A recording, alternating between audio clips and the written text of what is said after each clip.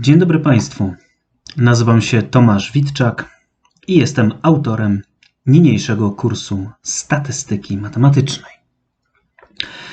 Jeżeli chodzi o moją skromną osobę, to ukończyłem studia na Uniwersytecie Wrocławskim, gdzie uzyskałem stopień magistra matematyki w specjalności ekonomia ubezpieczenia, a następnie po kilku latach obroniłem rozprawę doktorską na Uniwersytecie Śląskim w Katowicach. Tym razem moim tematem była logika matematyczna i topologia.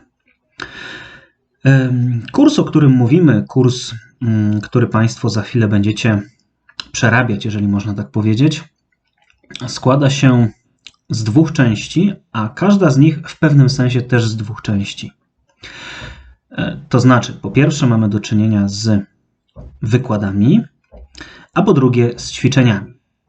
Jak sama nazwa wskazuje, ćwiczenia to jest ten materiał, w którym będzie więcej przykładów, więcej rzeczy do rozwiązywania samodzielnego, natomiast wykłady są nieco bardziej skoncentrowane na teorii,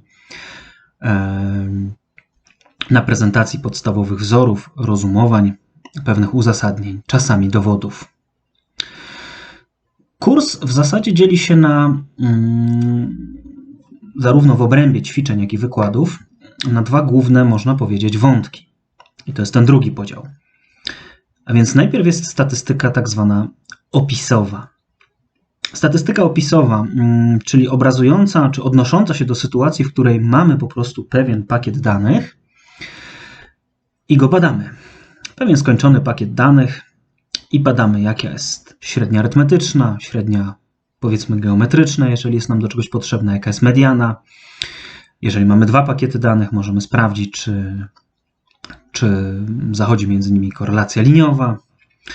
No, możemy obliczać wiele różnych, prawda, wielkości, jakieś indeksy łańcuchowe i inne, ale cały czas pozostajemy, jak gdyby cały czas naszym światem pozostają te właśnie dane. Trochę inaczej jest w tej statystyce, którą się nazywa nieco niefortunnie matematyczną. Dlaczego nieco niefortunnie? Dlatego, że oczywiście w statystyce opisowej też używamy matematyki. Cały czas mnożymy, dzielimy, dodajemy, pierwiastkujemy, jak w przypadku odchylenia standardowego. Natomiast ta statystyka, którą przyjęło się nazywać matematyczną, czasem może estymacyjną, probabilistyczną, to jest ten dział nauki, który pozwala nam wnioskować o dużych populacjach, na przykład o wszystkich Polakach, albo o wszystkich studentach danej uczelni, albo o wszystkich pingwinach w gigantycznej kolonii, na podstawie relatywnie małych prób losowych.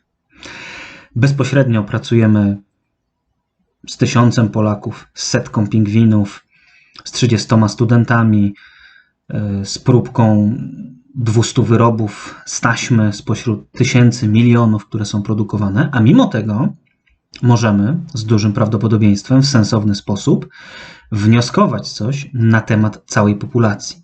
Na przykład na temat tego, jaki jest średni wzrost Polaka, mimo że nie mierzymy wzrostu wszystkich Polaków. Jakie są preferencje wyborcze Polaków, mimo że nie robimy sondaży wśród wszystkich Polaków. Tego rodzaju rzeczami zajmuje się właśnie statystyka matematyczna, która wymaga pewnego aparatu z teorii prawdopodobieństwa, tak zwanych praw wielkich liczb, na przykład centralnego twierdzenia granicznego, pojęcia rozkładu, zbieżności itd. W tym sensie nasz wykład jest kompromisowy. On jest przeznaczony domyślnie, owszem, dla studentów, zwłaszcza pierwszych lat kierunków takich jak ekonomia, zarządzanie, finanse, bankowość, ale też oczywiście innych, socjologia, biologia, wszystkich tych, w których stosuje się metody statystyczne.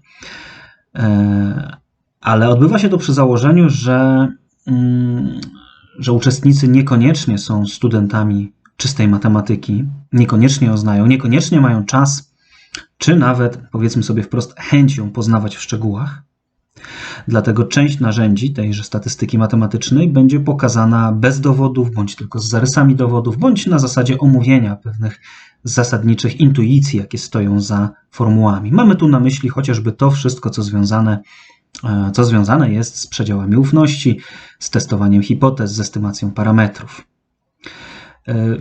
A zatem Nie ma się czego bać, natomiast jeżeli ktoś będzie szukał wszystkich precyzyjnych definicji, twierdzeń i dowodów wyrażonych w najbardziej ścisłym języku, to oczywiście będzie mógł skierować swoją uwagę na chociażby podane w bibliografii i na wszelkie inne książki z dziedziny statystyki matematycznej. To w zasadzie tyle z mojej strony. Jak ten kurs wygląda, co dokładnie obejmuje, za chwilę się Państwo przekonacie. Myślę, że obejmuje taki podstawowy standard kursu statystyki, jaki powinien być, a pod pewnymi względami nawet trochę więcej. Zaglądamy na przykład do takich zagadnień jak metody wielokryterialne. Dużo jest oczywiście czystej teorii matematycznej, ale dość dużo także praktyki bądź zadań naśladujących praktyczne, w tym również korzystamy z możliwości arkusza kalkulacyjnego Excel. Dziękuję za uwagę, zapraszam do nauki, powodzenia.